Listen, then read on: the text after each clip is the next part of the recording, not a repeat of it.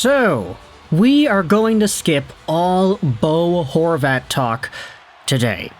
Because oddly enough, the video that we made a few weeks ago discussing the idea of a Bo Horvat potential trade opportunity back to Vancouver, that topic has been brought up a pretty decent amount now in Vancouver media. I'm thinking about different podcasts, and it definitely has made its way around the social media side of things. It's kind of interesting because I think we were one of the first platforms to go out there and talk about it in a mainstream piece of content. But either way, let's ignore Bo Horvat for now and talk straight up just about the Vancouver Canucks and the New York Islanders. Because today's game between these two teams will be the most important game of the year for both of these squads. And I know I'm kind of chuckling when I say that. It's because this tagline is overused. We've been saying that every game is the most important game of the year for pretty much all of the teams in both the West and the Eastern wildcard races for the past 2 weeks or so.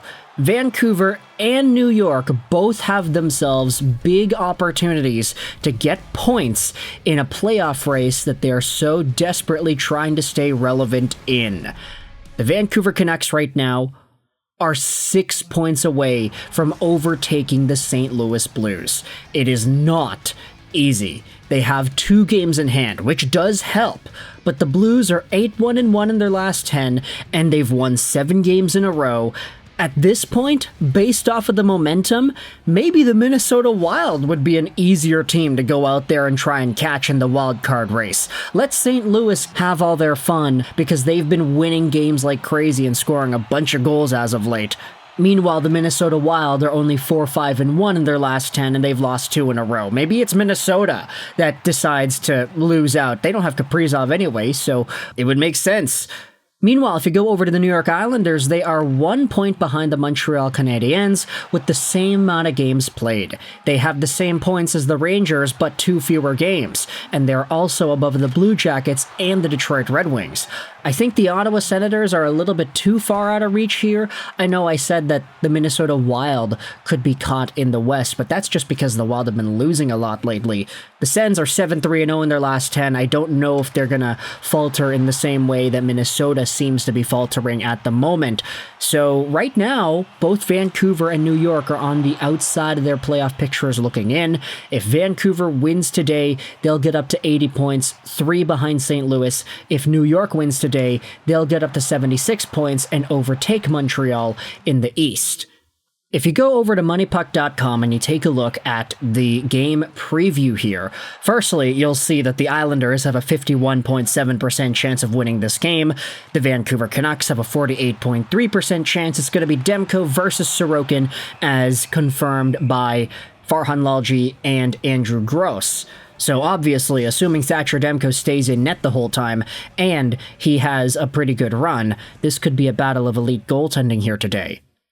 If you look at the odds, the Vancouver Canucks have a spread of about 6% both ways if they win or lose this game in regulation.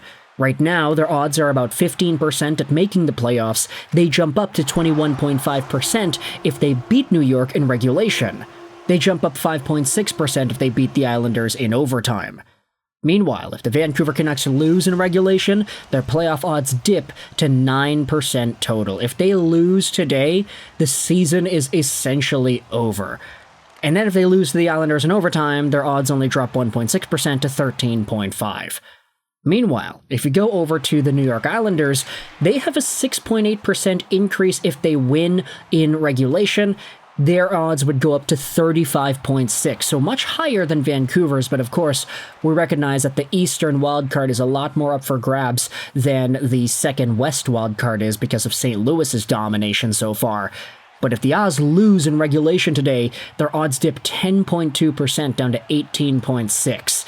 If they beat the Canucks in overtime, it's up 6.6, and if they lose to Vancouver in overtime, it's down 2.6 to 26.2%. Ultimately, Vancouver is in the tightest stretch of their lives here. And you can make the doom and gloom argument saying that Vancouver's season was already over like 2 weeks ago. You can say that when they lost to the St. Louis Blues in overtime, that was the dagger for Vancouver. You can say there were many missed opportunities along the way. I think that's definitely fair. Vancouver has, 12 overtime losses this season?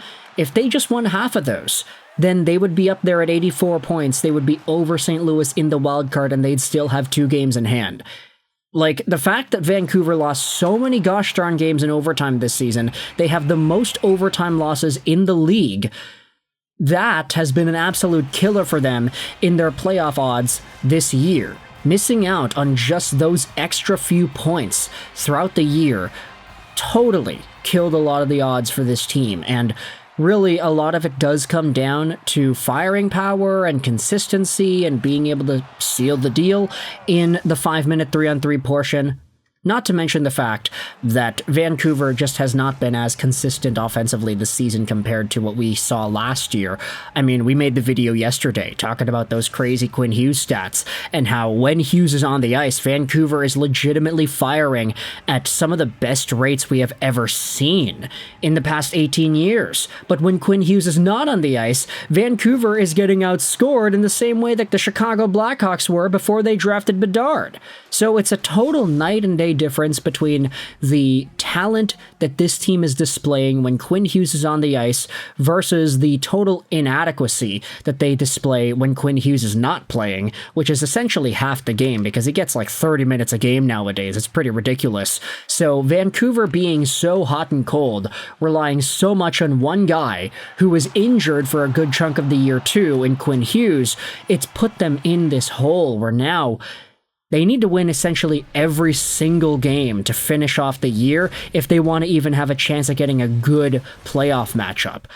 I mean, if St. Louis continues to win and Minnesota continues to lose, then maybe there's a new wildcard spot up for grabs, but I don't want to guarantee anything at this point considering the gap in points right now between Vancouver and Minnesota and just how tight everything needs to be between these other teams, the Calgarys, the Utahs, if they really wanted to remain competitive in that playoff race.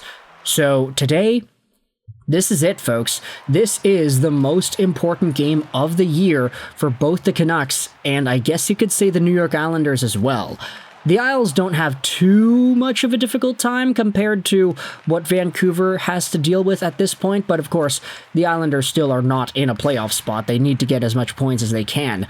I'm hoping for the sake of my Montreal Canadiens that they don't do that, but of course, I cheered for the Canadiens when they played off against St. Louis yesterday, and look where that got me. So let me know your thoughts in the comment section below about this Vancouver and New York game coming up, and what are your thoughts on the playoff race shaping up the way it has? What are your opinions on Vancouver's playoff odds being done days ago, before this Islanders and Vancouver game even took place?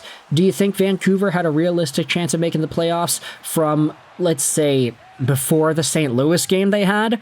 Or are they still very much in this? Are they still alive? Do you believe in a 15% chance? Let me know your thoughts in the comment section below. I hope you enjoyed this video. And bye.